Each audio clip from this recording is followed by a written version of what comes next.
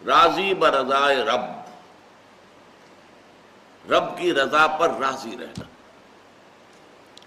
یہ بات کہ جو بھی کچھ ہوا یا ہوگا وہ اذن رب کے بغیر نہ ہوا ہے نہ ہو سکتا ہے. یہ تو ایمان کا منطقی تقاضا ہے. یہاں پتہ تک نہیں ہلتا جب تک کہ اللہ کی اجازت نہ ہو، اذن نہ ہو. تو جو کچھ ہوا اللہ کی اجازت سے ہوا، خواہ اس میں درمیان میں کتنے ہی عوامل آ گئے ہوں. کسی نے اٹھا کر آپ کو پتھر مارا، لیکن یہ پتھر آپ کو نہیں لگ سکتا تھا اگر اللہ نہ چاہتا. پتھر مارنے والے کا عمل اپنی جگہ ہے، لیکن آپ کو اس پتھر کا لگ جانا جو ہے یہ بغیر اذن رب نہیں ہے. لہذا اس کو سمجھیے کہ اللہ کی طرف سے آیا. ایک اس میں لطیفہ بھی ہے کہ ایک کوئی درویش یہ کہتا ہوا جا رہا تھا ایک جذب کی کیفیت میں، جو رب کرے سو ہو، جو رب کرے سو ہو، جو رب کرے سو ہو. ایک شخص نے اٹھا کر اس کے سر پہ پتھر دے مارا. اس نے پلٹ کر دیکھا تو شخص نے کہا مجھے کیا دیکھتے ہو، جو رب کرے سو ہو. اس درویش نے جواب دیا کہ یہ پتھر مجھے تو رب کے مارے ہی لگا ہے، لیکن میں دیکھ یہ رہا تھا کہ بیچ میں منہ کس کا کالا ہو گیا، کس نے اپنے لیے جو ہے وہ عذاب اللہ کا کما لیا. ورنہ مجھے بہرحال یہ پتھر لگا ہے تو اس میں اذن رب شامل ہے. اچھا، اب جو شے اذن رب سے ہو رہی ہے، بندہ مومن کا اگر اپنا تعلق اللہ کے ساتھ مخلصانہ ہے، اس میں منافقت نہیں ہے، اس میں ریا نہیں ہے، اس میں دھوکہ نہیں ہے، اس میں فریب نہیں. مخلصین لہ الدین، تو اللہ تعالیٰ کا تعلق بھی اس کے ساتھ ریسیپروکیٹ کرتا ہے. اللہ تعالیٰ انا عند ظن عبدی بی، حضور یہ اللہ کا قول ہے حدیث قدسی میں کہ میرا بندہ میرے بارے میں جو کچھ گمان کرتا ہے میں وہی سلوک اس کے ساتھ کرتا ہوں. اللہ تعالیٰ بھی مخلص ہے. اللہ تعالیٰ کی مرضی کے بغیر کچھ نہیں ہو سکتا، تو یقیناً جو کچھ ہوا ہے اس میں میرے لیے خیر ہے. چاہے فوری طور پر مجھے ناگوار گزرا ہے، مجھے تکلیف ہوئی ہے، میرے لیے یہ شے جو ہے ناپسندیدہ ہے، لیکن ان دی لانگ رن مجھے یقین ہے کہ اس میں خیر ہے. بیدک الخیر انک علی کل شیء قدیر، اے اللہ تیرے ہاتھ میں خیر ہی خیر ہے، تو ہر چیز پر قادر ہے. اچھا، جو ہوگا وہ بھی اذن رب کے بغیر نہیں ہوگا. یہی تصور اس کے بارے میں ہونا ضروری ہے. اسی کا نتیجہ یہ نکلتا ہے جس کو قرآن مجید بار بار کہتا ہے، بار بار کہتا ہے، بار بار کہتا ہے، لا خوف علیہم ولا هم یحزنون. کیا مطلب اس کا؟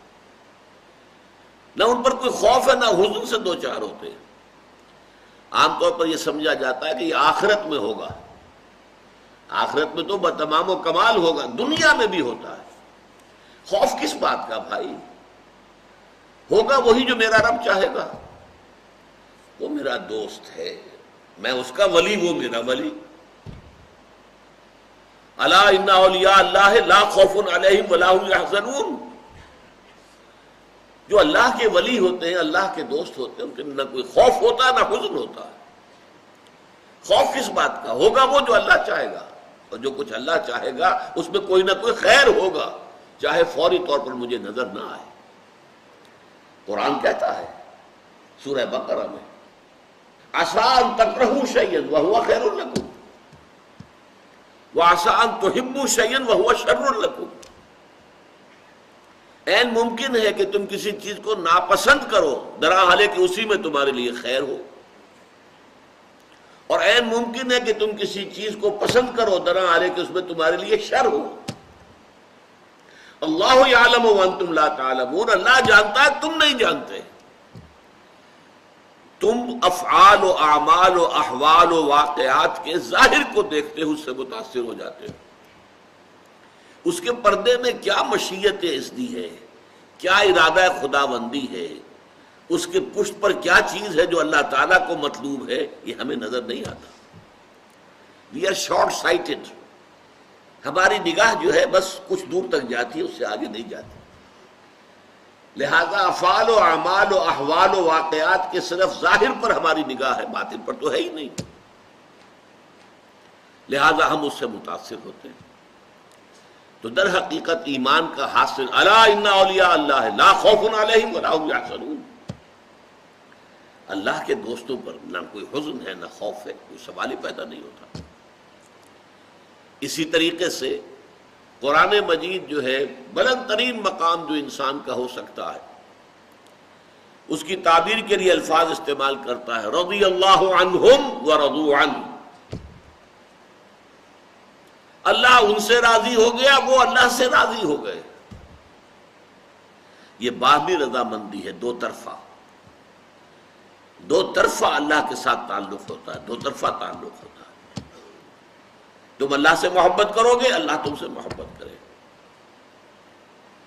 تم اللہ کے ساتھ مخلص ہوگے، اللہ تعالیٰ تمہیں واقعتاً اپنا مخلص بندہ بنا لے گا. تم اللہ کی طرف چل کر آؤ گے، اللہ تمہاری طرف دوڑ کر آئے گا. تم بارش بناؤ گے، اللہ ہاتھ بڑھائے گا. تم اسے محفل میں یاد کرو گے، اللہ اس سے کہیں بہتر محفل میں تمہارا تذکرہ کرے گا، ملائکہ مقربین کی محفل میں. تم اللہ کو اپنے دل میں یاد کرو گے، اللہ اپنے جی میں تمہیں یاد کرے گا. یہ دو طرفہ معاملہ ہے. تم اللہ کی مدد کرو گے، اللہ تمہاری مدد کرے گا. ان تنصروا اللہ ینصرکم ویثبت اقدامکم. اگر تم اللہ کی مدد کرو گے، اللہ کی مدد سے مراد کیا؟ اللہ کے دین کی مدد، اس کی نصرت. اللہ تمہاری مدد کرے گا. یہ رضی اللہ عنہم ورضوا عنہ سورہ مائدہ میں بھی آ رہا ہے، سورہ توبہ میں، سورہ مجادلہ میں، سورہ بینہ میں 4 مرتبہ ہے.